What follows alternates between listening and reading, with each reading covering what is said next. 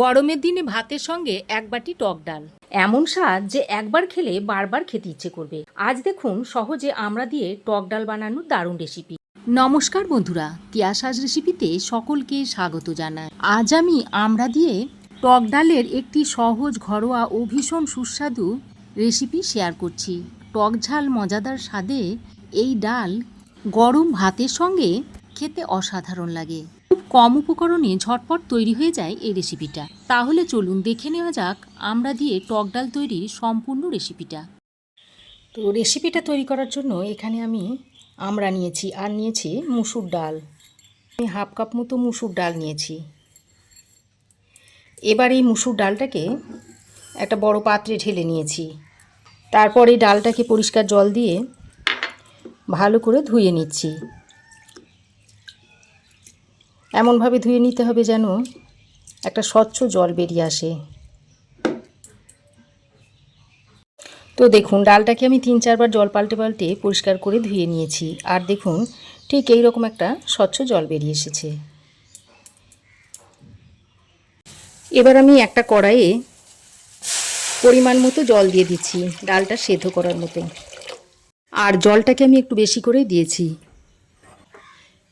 এবার দেখুন জলটা গরম হতে শুরু হয়েছে। এখন আমি এই গরম জলের মধ্যে ডালটাকে দিয়ে দিচ্ছি। ডালটাকে জল ঝরিয়ে এই জলের মধ্যে দিয়ে দিলাম। আর সঙ্গে 2টো কাঁচা লঙ্কা দিয়ে দিচ্ছি।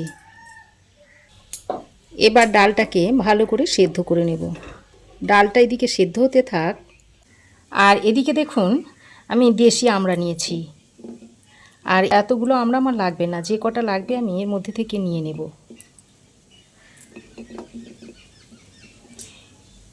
এই 5টা মতো আমড়া আমি নিয়ে নিয়েছি। খুব বেশি যদি আমড়া দেওয়া হয় তাহলে টক হয়ে যাবে, তখন ডালটা খেতে ভালো হবে না। এবার আমি এই আমড়া 5টাকে কেটে নেব।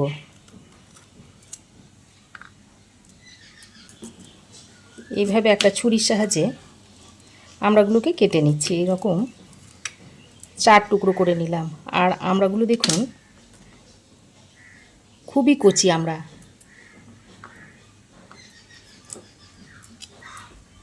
এইভাবে সব আমড়াগুলোকে কেটে নিতে হবে। আর যদি একটু পাকা আমড়া হয় তাহলে শিল নোড়া করে একটু থেতো করে নেবেন।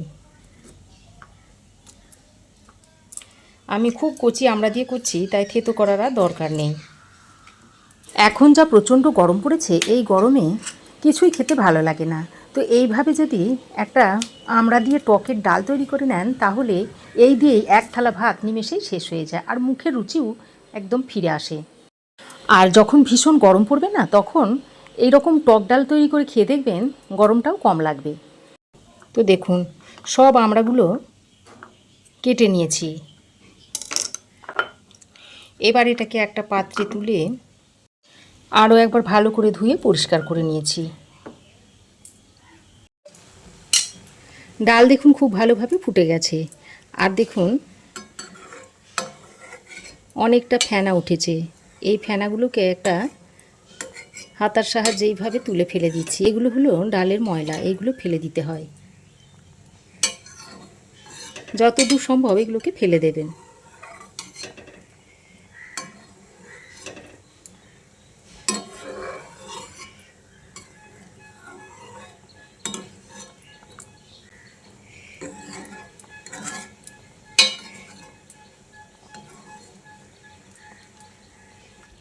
তারপর এই ডালটাকে ভালো করে সেদ্ধ করে নিতে হবে। এবার দেখুন ডালটা যখন এইরকম একটু আধ সিদ্ধ হয়ে যাবে, তখন আমি এর থেকে কিছুটা জল তুলে রেখে দেব।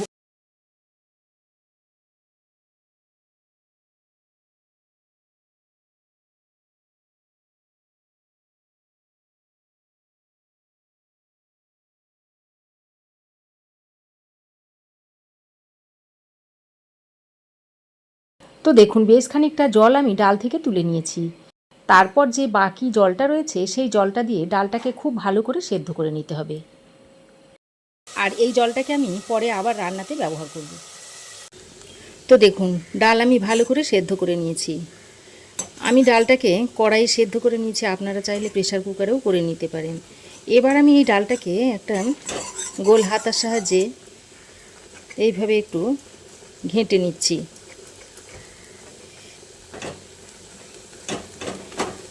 আপনারা ডাল ঘুটনি বা ম্যাশার দিয়েও ডালটাকে ঘুঁটে নিতে পারেন। তো দেখুন ডালটাকে আমি ভালো করে ঘুঁটে নিয়েছি। আর ডালের মধ্যে যে কাঁচা লঙ্কাগুলো দেওয়া রয়েছে এগুলোও ঘুটে যাবে এর সঙ্গে, আর ডালের ফ্লেভারটা বেশ ভালো আসবে। তো দেখুন ডালটাকে আমি ভালো করে ঘেঁটে নিয়েছি। তারপর আমি যে ডালের জলটা তুলে রেখেছিলাম সেই জলটা এখানে দিয়ে দিচ্ছি, দিয়ে ভালো করে মিশিয়ে নিচ্ছি।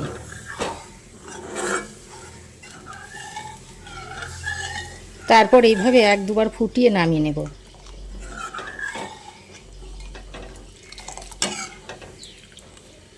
ডাল আর জল একসঙ্গে ভালো করে মিশিয়ে একবার ভালো করে ফুটিয়ে নিয়েছি।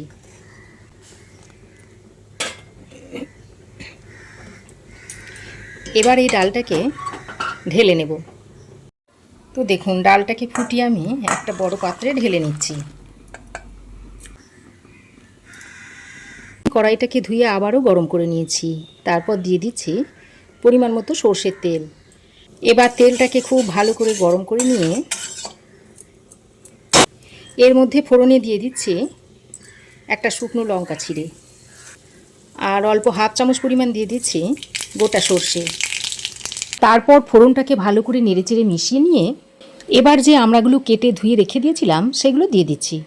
এবার আমড়াগুলোকে ফোড়নের সঙ্গে ভালো করে নেড়েচেড়ে মিশিয়ে নিচ্ছি। তারপর এইভাবে 1-2 মিনিট মতো কষিয়ে নেব, এতে করে টক ডালটা খেতে ভালো লাগবে। এবার আমি এর মধ্যে পরিমাণ মতো নুন দিয়ে দিচ্ছি, আর দিয়ে দিচ্ছি সামান্য পরিমাণ একটু হলুদ গুঁড়ো। এবার নুন আর হলুদের গুঁড়োটা দিয়ে আমড়ার সঙ্গে ভালো করে মিশিয়ে নিচ্ছি। তো দেখুন খুব ভালো করে মিশিয়ে নিয়ে এবার যে ডালটা ঢেলে রেখে দিয়েছিলাম সেই ডালটা দিয়ে দিচ্ছি। তারপর ভালো করে মিশিয়ে নিচ্ছি। বন্ধুরা, আমার এই আজকের রেসিপি যদি আপনাদের ভালো লাগে তো অবশ্যই একটা লাইক, শেয়ার, কমেন্ট করবেন। আর এরকমই নিত্য নতুন ঘরোয়া রেসিপি পেতে চাইলে প্লিজ চ্যানেলটাকে সাবস্ক্রাইব করে নেবেন। এখন ভালো করে মিশিয়ে নেওয়ার পর আবারও খুব ভালো করে 2-3 মিনিট মতো ফুটিয়ে নেব, তাহলেই ডালটা রেডি হয়ে যাবে। আর এই সময় আপনারা নুনটা একটু চেক করে নেবেন, যদি কম মনে হয় তাহলে একটু নুন দিয়ে দেবেন। তো দেখুন ডালটাকে আমি 3-4 মিনিট মতো ফুটিয়ে নিয়েছি। আর দেখুন আমড়াগুলো দেখুন খুব সুন্দর সেদ্ধ হয়ে গেছে, দেখুন গলে যাচ্ছে। হালকা চাপ দিতে দেখুন গলে গেল। এবার এটা সার্ভ করার জন্য একেবারে রেডি হয়ে গেছে। দেখুন কি দুর্দান্ত দেখতে হয়েছে, দেখুন সঙ্গে লোভনীয় বটে। কি বন্ধুরা, দেখেই জিভে জল আসছে তো। এবার গ্যাসের ফ্লেম বন্ধ করে আমড়া ডালটা আপনাদের সার্ভ করে দেখাচ্ছি। তো আমড়া ডালটাকে আমি একটা পাত্রে সার্ভ করে দিচ্ছি।